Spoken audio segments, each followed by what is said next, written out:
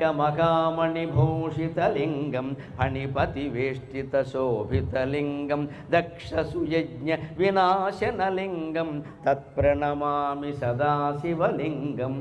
కనకమకామణిభూషితలింగం. మన ఇంట్లో బంగారపు నగలు కానీ మణులు కానీ మనం ఏమి ధరించినా మీ ఇంట్లో ఉండే పూజా మందిరంలో దేవుడి విగ్రహానికి ఒక్కరోజు అలంకరించి ఆ తర్వాత ధరించండి. ఆ మణి సౌభాగ్యంగా మారుతుంది. రాగానే ఇలా మెడలో వేసేసుకోవడం కాదు. ఇక్కడ ఖచ్చితంగా మన ఇంట్లో ఉండే పూజా మందిరంలో అది స్త్రీ సంబంధమైన ఆభరణం అయితే అమ్మవారి మెడలో వెయ్యాలి. దుర్గాదేవి అయినా పర్వాలా, సీతాదేవి అయినా పర్వాలా, లక్ష్మీదేవి అయినా పర్వాలా, ఆవిడ మెడలో వెయ్యాలి. పట్టినా పట్టకపోయినా సరే వేసేయాలి. పట్టకపోతే పాదాల దగ్గర పెట్టేయాలి. మంగళసూత్రం కూడా అమ్మవారి పాదాల దగ్గర పెట్టి తొడుక్కుంటారండి స్త్రీలు, భక్తి ఉన్నవాళ్ళు ఖచ్చితంగా. ఆవిడే కాపాడాలండి, ఎవరు కాపాడతారు? మగవాళ్ళు కూడా ఉంగరం కొనుక్కున్నా సరే ఉంగరం తీసి ముందు అమ్మవారి దగ్గర పెట్టాలి, శివుడి దగ్గర పెట్టాలి, రాముడి దగ్గర పెట్టాలి, కృష్ణుడి దగ్గర పెట్టాలి. ఆయన వేలికి పట్టకపోతే కాలి దగ్గర పెట్టాలి. ఆయన ఈ ఉంగరం నీది అని చెప్పి అన్నాడు తీసుకొని తొడుక్కో. అప్పుడు ఆ ఉంగరం ఈ దిక్కుమాలిన రంగురాళ్ల ఉంగరాల కంటే బ్రహ్మాండంగా పనిచేస్తుంది. దేవుడి మీద నమ్మకంతో పెట్టుకున్న ఉంగరం అది. ఈ ఆలోచనలు ఉన్నవాళ్ళు ఆ పని చేయండి. రంగురాళ్ళకి మోసపోకండి. ఒకడు మొత్తం 10 వేళ్ళకి మొత్తం 30-40 ఉంగరాలు పెట్టండి.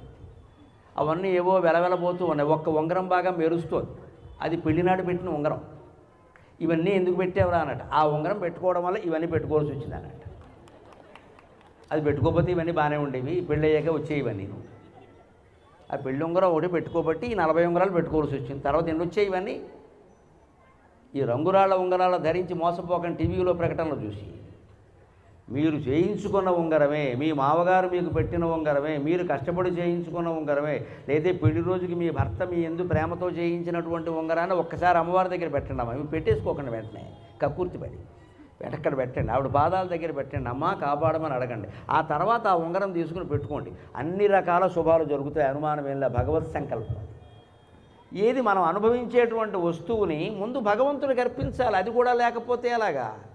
కనకమహామణి భూషితలింగం. కనకమహామణులని అక్కడ పెడితే శివుడేం ధరించడం, ఆయనకి ఎలాగో బూడిదే.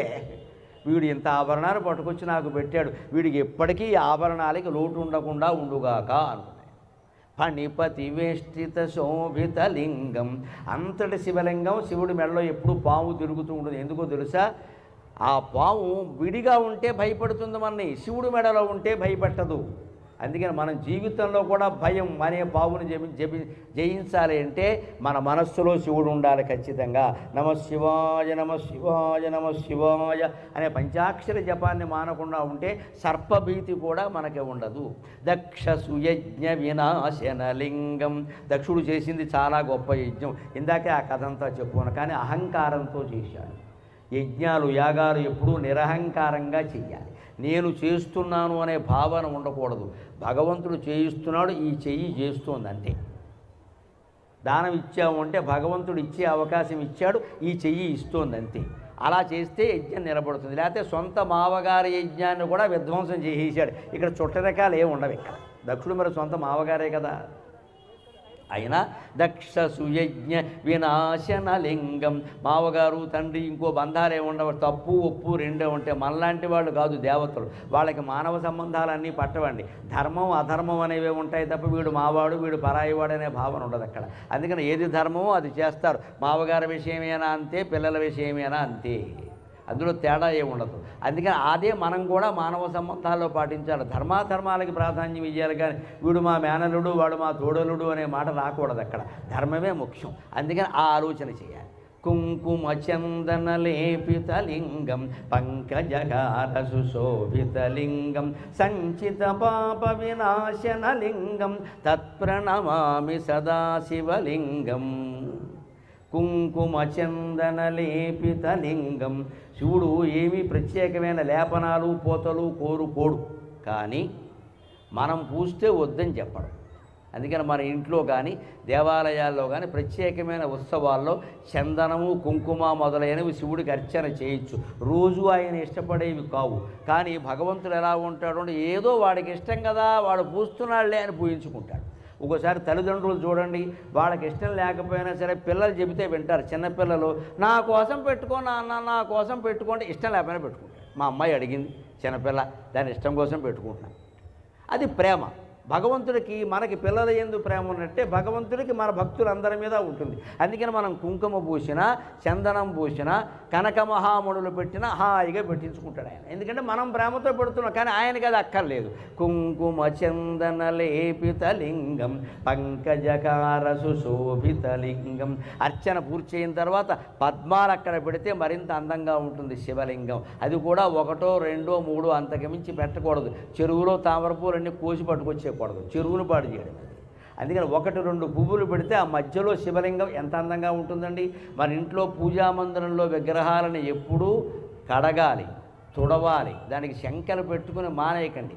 ఎప్పుడు దుమ్ము కనపడితే అప్పుడు తుడిచేయి, వీలైతే కడిగే, శుభ్రంగా కడిగేయాలి, శుభ్రంగా తుడిచేయాలి. ఆ దేవుడు విగ్రహాన్ని చూస్తే మన దుఃఖాలన్నీ పోయినంత ఆనందంగా ఉండాలి. మంగళప్రదంగా లేకపోతే ఆనందంగా ఎలా ఉంటామండి? ముందు మనుషుల మధ్యలో అనుబంధాలు బాగుండాలన్నా భార్యాభర్త శుభ్రంగా స్నానం చేసి పౌడర్ రాసుకుని హాయిగా కూర్చుని ఉండాలి. ఇంట్లో కూర్చున్న మహారాజులో ఉండాలంతే, ఇలాగా మా ఆయన అన్నట్టుగా ఉండాలంతే మహారాజులాగా. ఆడది కూర్చుంది అంటే అమ్మవారు కూర్చున్నట్టే ఉండాలి అక్కడ. అబ్బా ఈవిడ ఉండగా నాకేమిటండి లక్ష్మీదేవి సాక్షాత్తు అనుకోవాలి. ఎప్పటికప్పుడు శుభ్రంగా స్నానం చేయడం, బట్టలు మార్చుకోవడం, వీలైనంత తక్కువ అలంకారాలైనా చేసుకోవడం, సుఖంగా ఉంటే, శుభ్రంగా ఉంటే ఆనందంగా కూడా ఉంటాం. ఒళ్ళే బాగుండకపోతే ఇంకా లోపల మనస్సు ఎలా బాగుంటుంది? అంటే శరీరాన్ని ముందు కాపాడుకోవాలి. భగవంతుడు అలాగే చేస్తున్నాడు. పంకజహార సుశోభిత లింగం సంచిత పాప వినాశక లింగం. ఈ రకంగా పద్మాలతోటి, కుంకుమతోటి, చందనంతో భగవంతుడిని కనుక అర్చిస్తూ, కుంకుమలాగే కాంతివంతంగా మన మనస్సు ఉండేలాగా, కుంకుమలాగే పరిమళంగా మన చందనంలాగే పరిమళభరితంగా మన మనస్సు ఉండేలాగా, పంకజంలాగే మృదువుగా స్నిగ్ధంగా మెరిసిపోతూ మన మనస్సు ఉండేలాగా చూసుకుంటే అప్పుడు సంచిత పాప వినాశన లింగం. ఎన్నో జన్మల నుంచి కూడబెట్టి ఎప్పుడు పోతాయో మనకి తెలియకుండా ఉన్న పాపాలన్నీ కూడా నాశనం అవుతాయి. పాపాలకి పుణ్యాలకి దేనికి అంత భయపడవలసిన అవసరంలా. పాపాలకి భయపడక్కల్లా, పుణ్యాలకి తాపత్రయపడక్కల్లా. రెండూ మనస్సులో జ్ఞాపకాలే. నీ మనస్సులో జ్ఞాపకాలు లేవు అంటే ఏది అనుభవించాల్సిన అవసరం లేదు. ఆ జ్ఞాపకాలు పోవాలి అంటే నిత్యము శివార్చన చెయ్యాలి. అలా చేయడం కోసమే కార్తీక మాసం పెట్టారు ప్రత్యేకంగా. ఏడాదంతా చేయమంటే చేయరని ఈ నెలంతా చేయవయ్యా, ఈ నెలంతా ఉపవాసాలు కూడాను. కనీసం నెలకు 10 రోజులు ఉపవాసం ఉంటాం ఈ నెలలో. ఎంత లేదన్నా 10 రోజులు ఉంటారు. సోమవారాలు 4, పూర్ణిమ 2 ఏకాదశులు, క్షీరాబ్ది ద్వాదశి చాలా ఉన్నాయి మన ప్రాణానికి. ఈ ఉపవాసాలు ఉంటే ఏమవుతుంది? తినకుండా కూడా ఉండడం అలవాటు. నేల మీద పడుకుంటే ఏమవుతుంది? పరుపులు లేకుండా పడుకోవడం అలవాటు అవుతుంది. కార్తీక మాసం జాగ్రత్తగా ఉండాలి అని భార్యలు కాస్త భర్తను వారించి కొంచెం పక్కన పెడితే బ్రహ్మచర్యం కూడా అలవాటు. అందుకోసమే ఈ 10 రోజులు, నవరాత్రులు, దశరాత్రులు, మన పండగల్లో, హిందువుల పండగల్లో నెలంతా పెట్టడం. ఎందుకంటే అభ్యాసం. అయ్యప్ప దీక్షలో ఉన్నవాళ్ళని చూడండి, 40 రోజుల పాటు వాళ్ళు ఆ ప్రసాదం తింటారు, నేల మీదే పడుకుంటారు, చెప్పులు వేసుకోరు, ఎంత దూరం నడవాలన్నా నడుస్తారు. చన్నీళ్ళలో చచ్చేడు స్నానం చేస్తారు. తెల్లారకట్ట మనం వేడి నీళ్ళు చేయలేకపోతున్నాం అక్కడ, వాళ్ళు చన్నీళ్ళు చేస్తారు. ఇలా 40 రోజులు అలవాటు పడ్డాక ఎలా ఉండాలి మనస్సు? 40 రోజులు ఉన్నవాడిని 40 ఏళ్ళు ఉండలేనా? అలా ఉండాలి. అది దీక్షా రహస్యం. అప్పుడు ఇంద్రియ నిగ్రహం, మనో నిగ్రహం అలవాటు అవుతుంది. శాంతం, సహనం అన్నీ అలవాటు అవుతాయి. అయ్యప్ప మన ఒళ్ళో కూర్చుంటాడు, వచ్చి చెప్పాలేంటి వేరే? ఇవన్నీ ఎక్కడ ఉంటాయో అక్కడే ఉంటాడు దేవుడు. అది అలవాటు కావడానికి దీక్ష మనము చెయ్యాలి అలాగే. అందుకని పంకజహార సుశోభిత అంటే సంచిత పాపం. ఎప్పుడైతే నువ్వు మనస్సును పవిత్రంగా మార్చుకున్నావో, సత్కర్మలు చేయడం మొదలుపెట్టావో, పాత పాపకర్మలు ఎందుకు మిగులుతాయండి? ఇప్పుడు పూర్వం ఒక తప్పు చేసిన వాడే ఊళ్ళో ఉన్నాడు అనుకుందామండి, వాడు ఏదో హత్య చేశాడు అనుకుందామండి, జైలు శిక్ష అనుభవించాడండి, ఏదో బయటకు వచ్చాడండి. మనం అనుకుంటాం కొన్నాళ్ళ పాటు కేడి అంటారు. వాడే తర్వాత చాలా మంచి పనులు చేశాడు అనుకోండి పశ్చాత్తాపంతో, మరో 10 ఏళ్ళు పోయాక ఏమంటారండి? ఇంత మంచివాడు ఆ పని ఎలా చేశాడండి అండమే కాదు, వాడు చేసి ఉండడో ఎవరో మోపేసి ఉంటారని కూడా అంటారండి. మంచితనం అంత గొప్పది దయచేసి గమనించాలి. మనం దుర్మార్గ పని చేసినా సరే తర్వాత సన్మార్గం అలవాటు చేసుకుంటే దాన్ని చూసినటువంటి లోకులు ఇంత మంచివాడు అలా ఎందుకు చేస్తారండి, ఎవరో మోపేసి ఉంటారు పాపం అంటే ఆ మాట అతనికి ఎంత మనశ్శాంతిగా ఉంటుంది. నేను చేశాను నిజంగా, కానీ నేను చేయలేదు అంటున్నారు వాళ్ళు. అంటే ఇంకా చేయకుండా ఉంటే ఈ మాట చేయలేదనే మాటే ఇంత నాకు ఆనందంగా ఉంటే నిజంగా చేయకుండా ఉంటే ఎంత ఆనందంగా ఉంటాను నేను. అది అతనిలో సరైన పశ్చాత్తాపం రాదా వెంటనే ఆ మంచి పని అంత గొప్పది. అది సంచిత పాపాలను కూడా పోగొడుతుంది. సంచిత పాప వినాశనలింగం తత్ప్రణమామి సదా శివలింగం దేవగణార్చిత సేవితలింగం భావైర్భక్తిభిరేవ చ లింగం భావైర్భక్తిభిరేవ చ లింగం దినకరకోటి ప్రభాకరలింగం తత్ప్రణమామి సదా శివలింగం దేవగణార్చిత సేవితలింగం. ఇంద్రుడు, వసంతుడు, కంతుడు, జయంతుడు ఎంతమంది దేవతలైనా ముక్కోటి దేవతలు శివలింగం ముందు మోకరిల్లవలసిందే. అందుకని దేవగణార్చిత సేవితలింగం. ఎలా చెయ్యాలి? ఉట్టినే మొక్కేస్తే కుదరదు. భావై భక్తిభిరేవ చ, మన మనస్సులో నిజమైన భక్తి ఉండాలి. భావైర్భక్తిభిరేవ చ లింగం. గుడి చుట్టూ ప్రదక్షిణాలు ఎక్కువ చేయడం, రోజు గుడికి వెళ్ళడం, ఇవన్నీ లెక్కలెట్టద్దండి. దయచేసి ప్రదక్షిణం చేయండి, లెక్క పెట్టకండి. ఒక కాగితం తీసుకోవడం, కలం పెట్టుకోవడం, ఇక్కడ తిరుగుతున్నప్పుడల్లా ఒకటి గీసుకుంటే దృష్టి అంతా ఈ ఒకటి మీద ఉంది, దేవుడి మీద లేదు. చివరికి దేవుడు ఎప్పుడో విసుకొచ్చే కాగితం తీసుకుని ఒక 100 గీతలు గీసేస్తాడు. వెళ్ళిపో ఇంటికి, ఎందుకు వచ్చిన గొడవ, వీళ్ళు ఎక్కడితో కూర్చున్నావు. ఆకలి వేసినవాడు, ఆవురావురమైన ఆకలి వేసి అన్నం తినేవాడు ఎవడైనా ముద్దలు ఎక్కడతాడా? ఉయ్యాల్లో పడుకున్న బిడ్డని లేపి ఎగరేసి ఎగరేసి ముద్దు పెట్టుకునే తల్లి ఎప్పుడైనా ముద్దులు లెక్క పెట్టిందా? నా దేశం కోసం కాశ్మీర్ సరిహద్దుల్లో ఉండి ఒళ్ళంతా గాయాలు పడి పోరాడుతున్న సైనికుడు ఎప్పుడైనా తనకి అయినటువంటి గాయాలు లెక్క పెట్టాడా? మనం జపం చేస్తూ పూసలు లెక్క పెడతాం ఏంటంటే దరిద్రం. ప్రదక్షిణాలు చేస్తూ ప్రదక్షిణాలు లెక్క పెడతారా? ఈ లెక్క ఏమిటిది అంటే సెంటిమెంట్ పెట్టేసింది బాగా. 108 చేయాలి, 109 చేయకూడదా?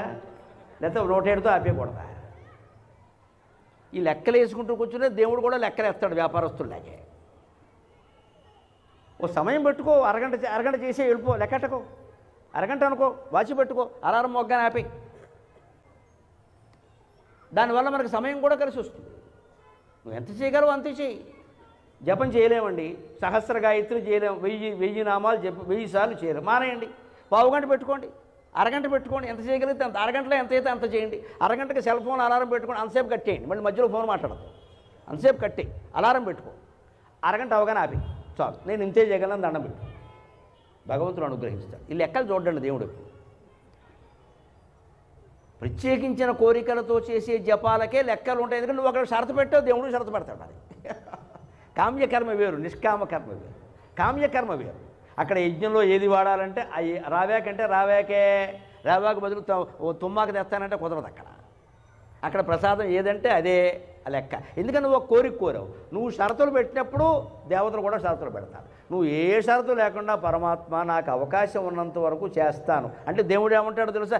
నాకు అవకాశం ఉన్నంత వరకు నిన్ను కాపాడుతాను రా అంటాడు. మన అవకాశానికి పరిమితి ఉందండి, పరమశివుడి అవకాశాలకి పరిమితి లేదండి. ఎలాగైనా కాపాడు.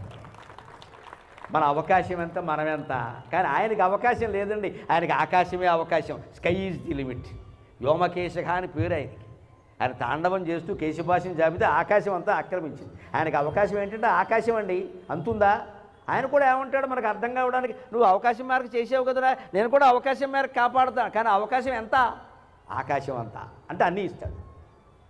మనం ఎందుకు అవకాశం పెట్టుకుంటున్నాం? మానవ మాత్రుడు. మనం ఉద్యోగాలు చేసుకోవాలి, ఇంటి పనులు చేసుకోవాలి, ఎన్ని ఉన్నాయండి, పిల్లల్ని పెంచుకోవాలి, పూజా మందిరంలోనే అస్తమానం కూర్చోవాలంటే వీలవుతుందా? దానికి కూడా సులభమైన ఉపాయం ఉంది. ఏం కంగారు పడక్కల, సమయం పెట్టుకోండి. ఈ అరగంట సేపు చేస్తా, అరగంట అలారం మోగ్గానే అక్కడి నుంచి ఇన్ని పని చూసుకో. అలా రోజు అలవాటు పడితే ఆశ్చర్యం ఏంటో తెలుసా? ఒక ఏడాది అయ్యేసరికండి ఇంకో అరగంట చేద్దామనిపిస్తుందండి, మన మనస్సుకే అనిపిస్తుంది. హాయి అక్కడ దొరికిన ఆ జపం చేస్తుంటే, ఏకాంతంగా జపం చేస్తుంటే దొరికిన హాయి ఇంకా భూమండలంలో ఏ సుఖంలోనూ మనకు దొరకదు. వెంటనే మనమే మొదలెడతాం, అక్కడ ఇలా ఉంటే బాగుండు, ఇలా ఉంటే బాగుండు. అంటే వయస్సు దాటి ఉద్యోగ విరమణ, పదవీ విరమణ చేశాక ఇంకా అందులోనే ఉంటామండి. మళ్ళీ ఊరికే సమాజంలో వేలంటే ఎందుకు వెళ్ళి ఆ పని ఈ పని అంటూ ఇంట్లో కూర్చోక. ఇది దేవగణార్చిత సేవితలింగం భావైర్భక్తిభిరేవ చ లింగం. ఎందుకింత శ్రద్ధగా జపం చెయ్యాలో తర్వాత 3వ చరణంలో చెబుతున్నారు శంకరాచార్య. దినకరకోటి ప్రభాకరలింగం తత్ప్రణమామి సదాశివలింగం. కోటి మంది సూర్యులతో సమానంగా ప్రకాశిస్తాట శివుడు. అదే శంకరాచార్య శివానందలహరిలో చెబుతారు. ఏకోవ అరిజవంతవక క్షితినభో వ్యాప్తం తమో మండలం భిత్వా లోచన గోచరోపి భవతి త్వం కోటి సూర్యప్రభః వేద్య కిం న భవసి అగో ఘనతరం కిదృగ్భవేన్మత్తమః తత్సర్వం వ్యపనీయమే పశుపతే సాక్షాత్ ప్రసన్నో భవ అని శివుని రెచ్చగొడతారు. ఆయన శ్లోకాలు అలాగే ఉంటాయి. సూర్యుడితో పోల్చి రెచ్చగొట్టారు శివుణ్ణి. ఏమంటున్నారంటే ఎకోవారిజవ అంతవక, సూర్యుడు ఒక్కడే ఉన్నాడు అక్కడ ఆకాశంలో, ఇద్దరు సూర్యులు లేరు. క్షితినభో వ్యాప్తం తమో మండలం భిత్వా, ఆకాశం నుంచి భూమండలం వరకు ఉండే మొత్తం చీకటిని పోగొడుతున్నాడు. చూసుకో నీకంటే ఎంత గొప్పవాడో. శివుని రెచ్చగొడుతున్నాడు ఆయన, ఎందుకంటే దాన్ని కాపాడడం లేదని బాధ. అందుకని ఏమంటాడు, ఒక్కడేనయ్యా సూర్యుడు, మీకు 5 ముఖాలు ఉన్నాయి. మరి శివుడు పంచముఖుడు కదా, నీకు మళ్ళీ 5 ముఖాలు లేవు, ఆయనకు ఒకటే ముఖం. అయినా ఏం చేస్తున్నాడు, ఆకాశం నుంచి భూమి వరకు ఉండే చీకటిని మొత్తం పోగొడుతున్నాడు. 9 కోట్ల మైళ్ళ దూరంలో ఉన్నట్టు సూర్యుడు. అక్కడి నుంచి ఈ కిరణం ఇక్కడికి చేరడానికి 9 నిమిషాలు కూడా పడ్డం లేదు. మరి ఆ మాత్రం శక్తి నీకు లేదా? అప్పుడే శివుడు రెచ్చిపోతాడు, నన్ను వాటితో పోరుస్తావా అని. ఎందుకంటే ఈయన 3 కళ్ళల్లో ఒక కన్ను సూర్యుడు, ఒక కన్ను చంద్రుడు, ఒక కన్ను అగ్ని. ఉందే సూర్య శశాంక వన్య నయనం.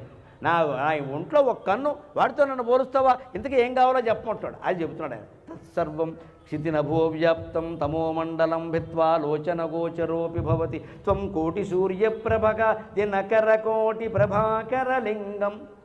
నువ్వు కోటి సూర్యప్రభాభాసమానుడివి అంటున్నారయ్యా. సూర్యుడి కాంతి నీ నుంచే వచ్చింది అంటున్నారయ్యా.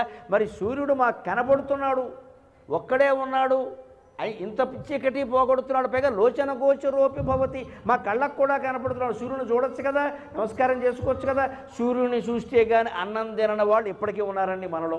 కొంతమంది పెద్దవాళ్ళు సూర్యుని చూస్తే కానీ అన్నం తినరు. నిజంగా వర్షం వచ్చి సూర్యుడు కనపడేదంటే వాళ్ళకు ఉపవాసమే. ఇప్పటికీ ఉన్నారండి అలాగా. జోక్చ సూర్యం దృశే అని సూర్యుని చూసి దండం పెట్టుకుని అన్నం తింటారు. సూర్యుడు కనపడకపోతే అన్నం తినరు.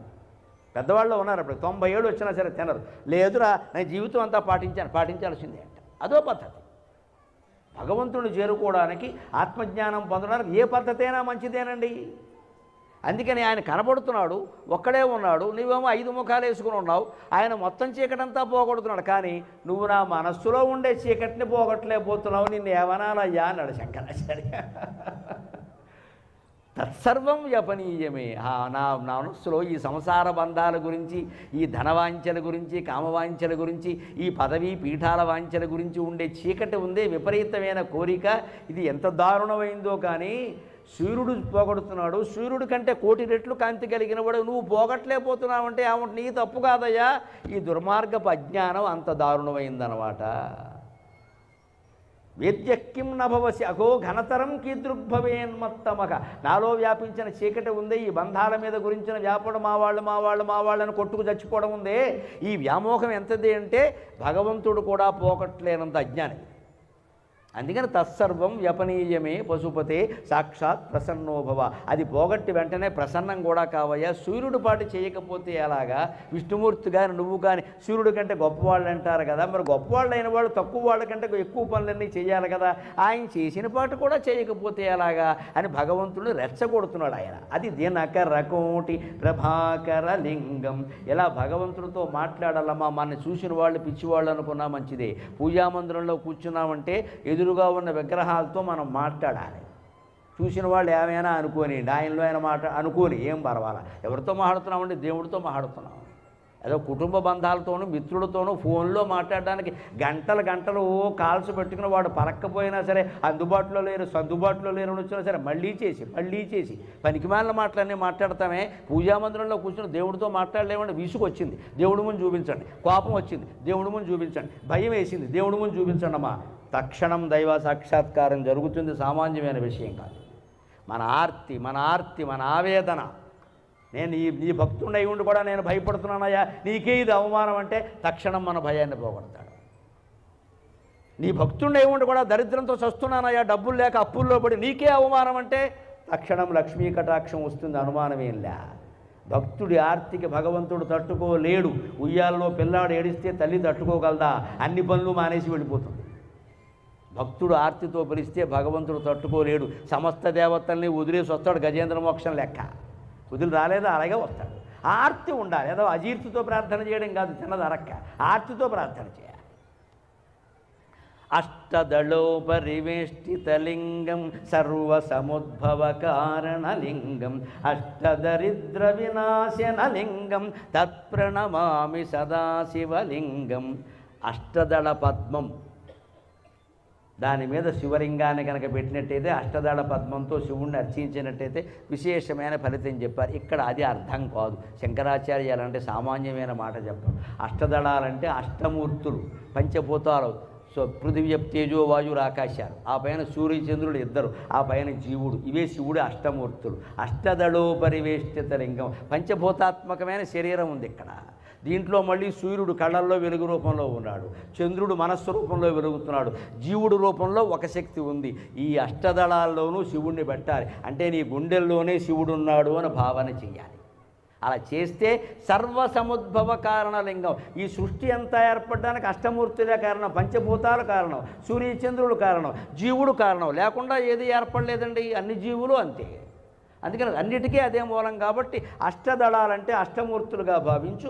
అష్టమూర్తులు నీ శరీరంలో ఉన్నాయి కాబట్టి గుండెల్లో ఉన్న శివుణ్ణే అర్చన చేయి. అప్పుడు గుడిలో ఉండే శివుడు కూడా అర్థమవుతాడు. అప్పుడు అర్థమైతే ఏం జరుగుతుందండి? అష్టదరిద్ర వినాశనలింగం. అష్ట కష్టాలంటారు, అష్టదరిద్రాలంటారు. ఏమిటో తెలుసా? రుణం యాజ్ఞాచ వైరుధ్యం, రుణం యాజ్ఞాచ వైరుధ్యం, జారచోర దరిద్రత, రోగశ్చ భుక్తశేషశ్చ అష్టకష్టా ప్రకీర్తితా అంట. అప్పు చేసి బతకాల్సి రావడం అదో పెద్ద కష్టం. ఇవాళ అది ఫ్యాషన్ అయిపోయింది. అసలు అప్పు లేని మనిషి లేడు. అవయవాలు లేని మనిషి అయినా ఉన్నాడేమో కానీ అప్పు లేని మనిషి లేడు. నేను ఈఎంఐ కట్టాల్సిన అవసరం లేకుండా బతుకుతున్నా అంటే వారికి నేను నమస్కారం చేస్తాను. ఎందుకంటే నాకు ఆ దరిద్రం లేదు. ఈఎంఐ అంటే నేను ప్రత్యేకంగా వ్యతిరేకిస్తాను. మా అబ్బాయిలు కూడా ఏమైనా కావాలంటే నేను కొనిస్తాను, మీరు ఈఎంఐ పెట్టకండి అని చెప్పాను.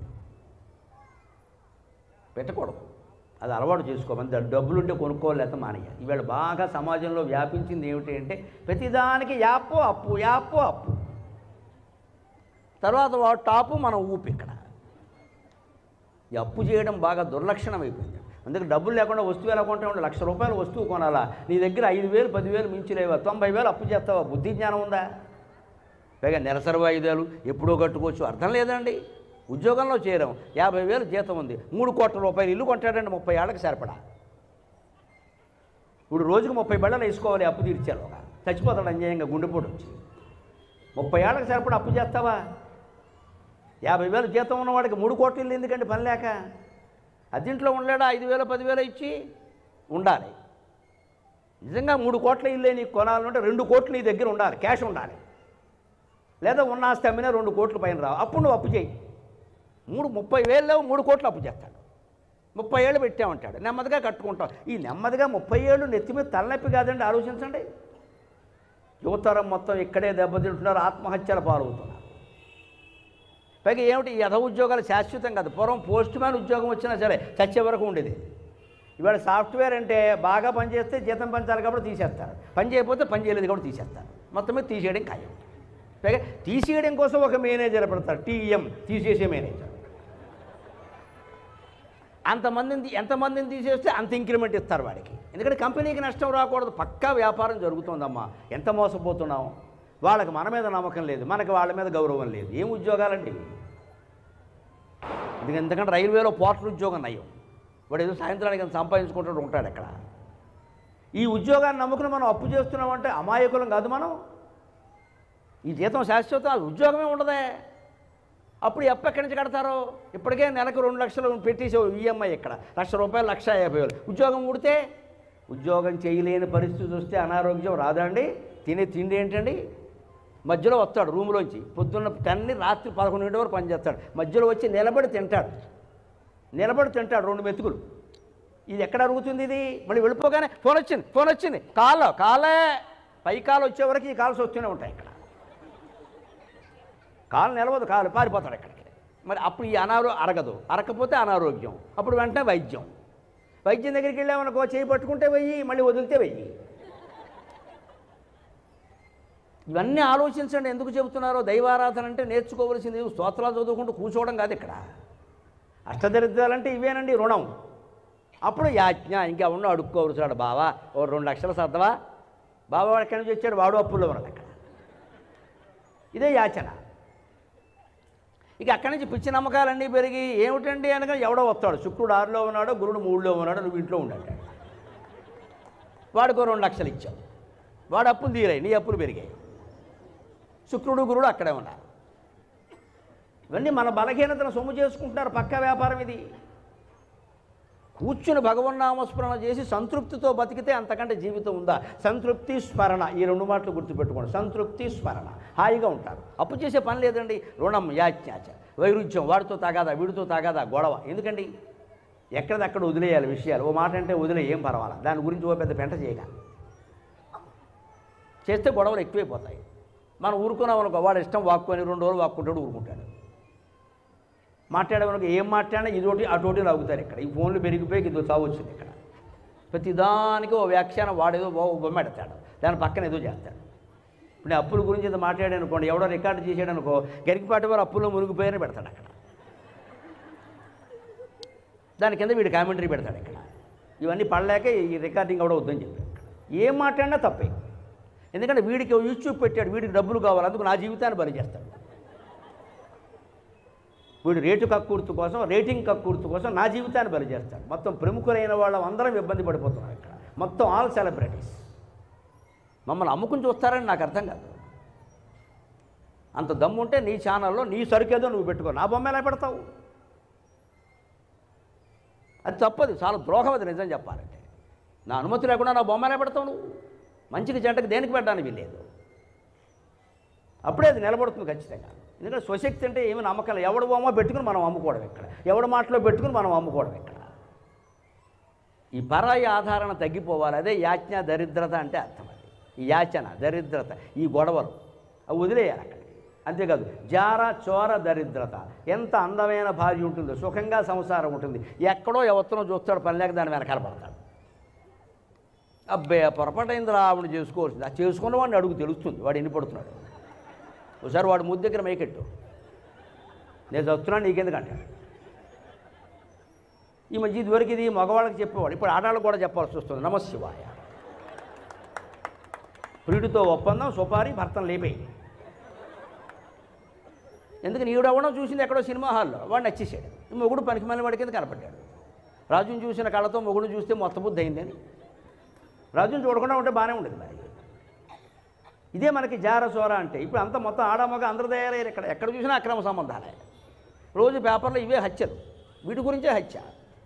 చోర, అక్కడి నుంచి దొంగతనాలు, మోసాలు, సైబర్ నేరాలని. దొంగతనం కాకపోతే ఏంటండి, కన్నమే అనుకోకండి, కన్న వేయకుండా చేసే మోసాలు చాలా ఉన్నాయి. దరిద్రత, పేదరికం వచ్చి పడింది. దీనికి తోడు రోగశ్చ, రోగం వచ్చి పడింది. ఆ పైన భుక్త శేషశ్చ. హోటల్లో మనం తిండి ఏదో గొప్పదనుకుంటున్నారు అవి మీరు. ఎక్కడెక్కడో పట్టుకెళ్ళి ఫ్రిడ్జ్లో పెట్టి తినగా మిగిలినవి కూడా దాచిపెట్టేసి మనకు పట్టుకొచ్చి పెడుతున్నారని దయచేసి నమ్మకండి ఎవరిని. ఇదే భుక్త శేషశ్చ. ఎంగిలి కూడు, అనేక రకాల నిలవబెట్టిన కూడు.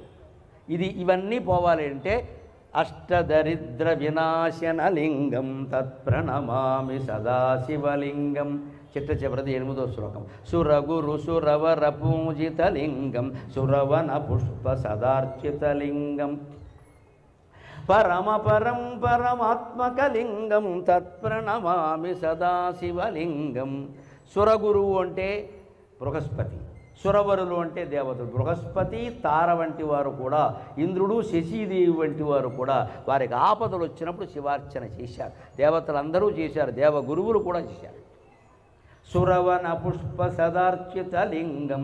దేవలోకంలో ఉండే పువ్వులు కూడా భగవదర్చనకి వినియోగించినప్పుడే గొప్పతనం వస్తుంది. అందుకని పారిజాత పుష్పాలతో కూడా శివార్చన చేశారు. అంతేకాదు, శివార్చన అంటే ఏమిటంటే చివరిగా చెబుతున్నారు శంకరాచార్య, పరం అపరం పరమాత్మక లింగం. అపరం అంటే ఈ కనపడేది, పరం అంటే పైది. ఆ పైది ఈ కనపడేది రెండూ కూడా శివస్వరూపమే. స్వర్గానికి వెళ్ళి మనం కొత్తగా అనుభవించి చచ్చేటువంటి భోగాలు ఏమి ఉండవు అక్కడ. ఇక్కడ అనుభవించే భోగాలే అక్కడే ఉంటాయి. కాకపోతే తేడా ఏమిటంటే ఇక్కడ మామూలుగా ఎవడో హోటల్లో కూడా రవ్వదోశ పట్టుకొస్తాడు, అక్కడ రంభ రవ్వదోశ పట్టుకొస్తుంది. అంతకంటే ఏం లేదు.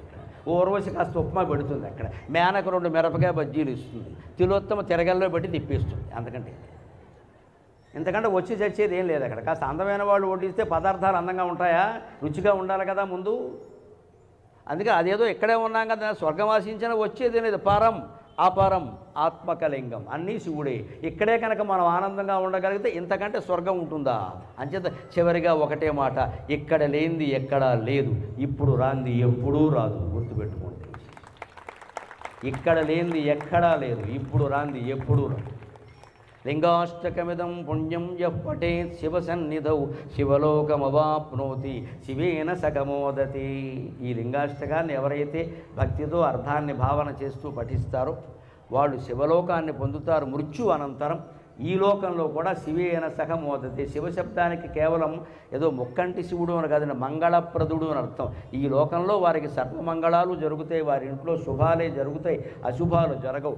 మామూలుగా సహజంగా వచ్చే మృత్యు వచ్చిన తర్వాత కూడా వారు కైలాసంలో శివుడితో సహా ఆనందిస్తూ ఉంటారు. ఇది మీలో ఏమాత్రం దైవభక్తిని దేశభక్తిని పెంచగలిగిన, మీలో ఉండే ఆందోళనల్ని భయాలని ఏమాత్రం తొలగించగలిగిన నేను ధన్యుణ్ణి. నాకు ఈ 4 మాటలు నేర్పిన మా అమ్మ ధన్యురాలు. స్వస్తి.